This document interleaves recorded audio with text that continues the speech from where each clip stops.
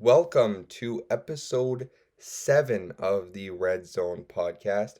I'm your host, Emmanuel Point du Jour, and on today's podcast, we are going to be recapping the Calgary Stampeders 33-31 victory over the Saskatchewan Roughriders, and we'll talk about the Sunday game against the Ottawa Redblacks. We'll be previewing that and a bit more CFL news to get to. So let's hop right in. The Calgary Stampeders were victorious, a big win, if you will, in Saskatchewan against the Roughriders, 33-31, and Jake Maier kept his job alive as starting quarterback because I really thought this was the game that we were going to see Jake Maier either, it's the last game really that his job is secured, and he needed to prove that he can still be the guy here. And he proved it. 26 for 37, 315 yards, 2 touchdowns, and 1 interception. 315 is way better than what he did last week, which I think was like 122. That was not good enough.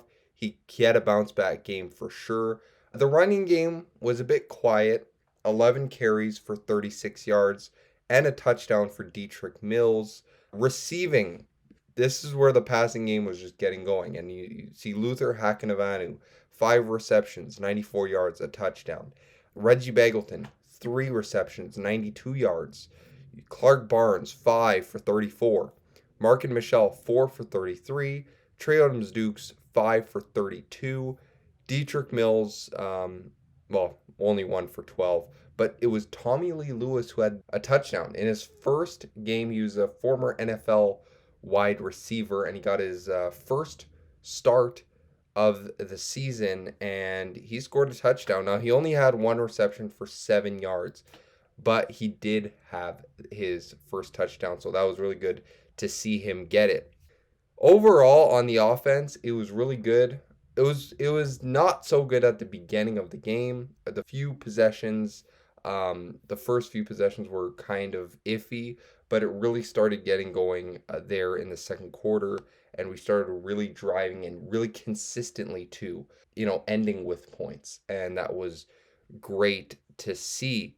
Unfortunately, I heard this morning Luther Hakanavanu is in a walking boot, so that is not good because we are already down a lot of people, a lot of players, so hopefully he will be okay and it's not too serious, but he's in a walking boot, so probably not. On the other side, Saskatchewan, Trevor Harris went down.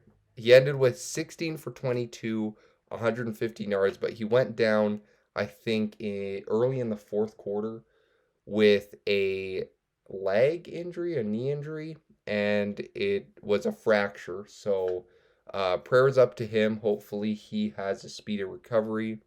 Saskatchewan did release that he may not miss the entire season. He may come back late in the season for a playoff push. Mason Fine stepped into his spot, and he did a really good job.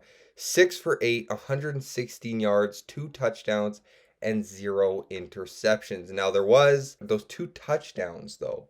One of them was really, really lucky. I mean, you got to say it was lucky because he threw a Hail Mary.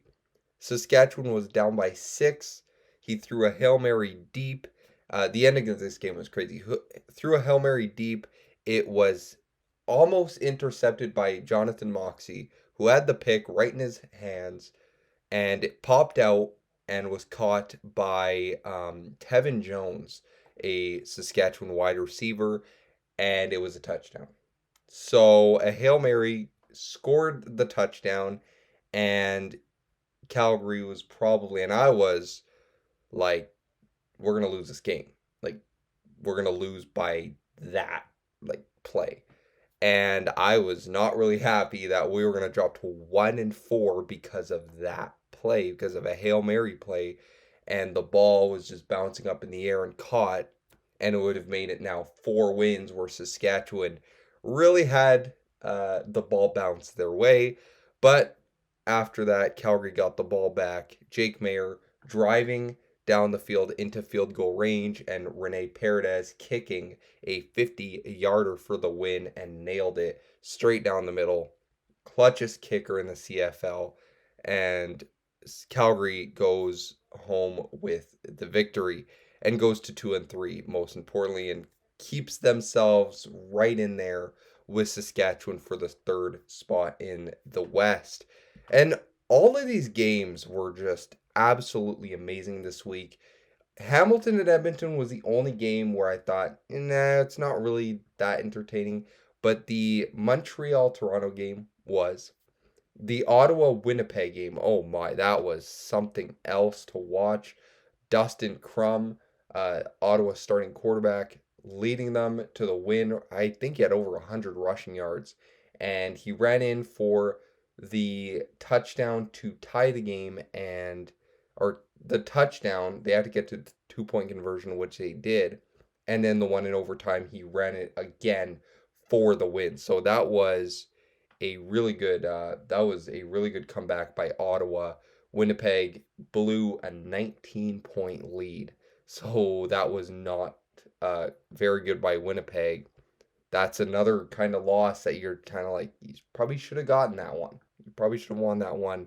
Can't really blow a 19-point lead, but Caleros threw an interception to really give Ottawa some momentum late in that game with like 4 minutes to go, and it really propelled Ottawa to come back in the game and make it a game. And then Dustin Crum obviously running and beating Winnipeg with his legs. So kudos to them. Ottawa, huge win for them. Their coach was going crazy. Bob Dice, just after the game, he was just going crazy once they won. And we're going to be playing them this weekend on Sunday. And that's going to be interesting. But I do want to come back to this Calgary-Saskatchewan game because I do want to talk about the defense. The defense has been really good all year.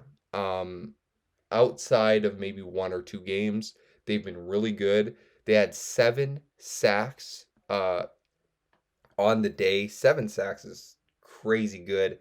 And we are second in the league in sacks allowed. Saskatchewan only got to Maier once, only sacked him once, and we sacked them 7 times. So it was a really good day for the defense. Outside of that Hail Mary drop interception that turned into a catch. Yeah, outside of that, it was a really good day for the defense, and kudos to them. Now let's get into the preview of our next game against the Ottawa Redblacks, who are coming off that fantastic comeback victory over the Winnipeg Blue Bombers, one of the best teams in the league. And Dustin Crum. He's proving to really be the real deal for Ottawa, or at least proving that he can be a consistent starter for that team because they already have Tyree Adams down and obviously Jeremiah Masoli is down. So can he prove to be that guy? Well, he's had a couple of games. I know against Hamilton where he was he ran the ball. I think he was 1 yard away from winning that football game or tying it up. I'm not sure which one it was, but he was 1 yard away and then came back and won that game against the Bombers. But now we're going to see. I mean, he's a running quarterback, and Calgary struggles with running quarterbacks. You've seen against Vernon Adams Jr., they do struggle. And that's going to be a real key in the game is to contain him. Can our front four contain him? That's going to be a big thing for this game. We got to really stop their momentum. You know, I know they're coming in hot, so they're going to want to keep that going. We got to be able to stop it. We won the first game back in, I think, week 2, but that was Nick Arbuckle. He was the starting quarterback. Now it's Dustin Crum, and he runs the ball a lot more. So, yeah, so that's going to have to be big key. Their defense obviously is no slouch. You know, getting that late pick against Winnipeg was huge. I think their defense could get to Maier a couple times, so it's going to be about getting that ball out quickly, doing some screen plays, some jet sweeps to really get that offense going on second downs, but keep running the ball there on first down, even though it didn't work against Saskatchewan. You got to keep running the ball. You're running team first, and you got to keep really pushing that ball down the field, running that ball downfield, because if you can run the ball effectively, then the pass game becomes a little bit more easier.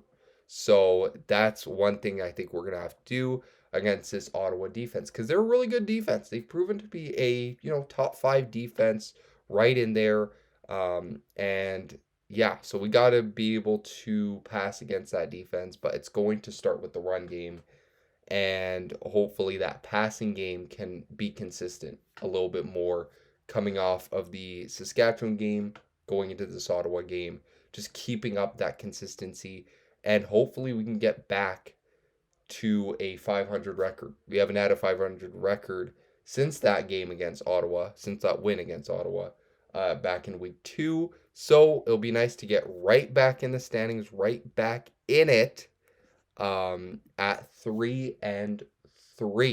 So we're going to see what happens on Sunday.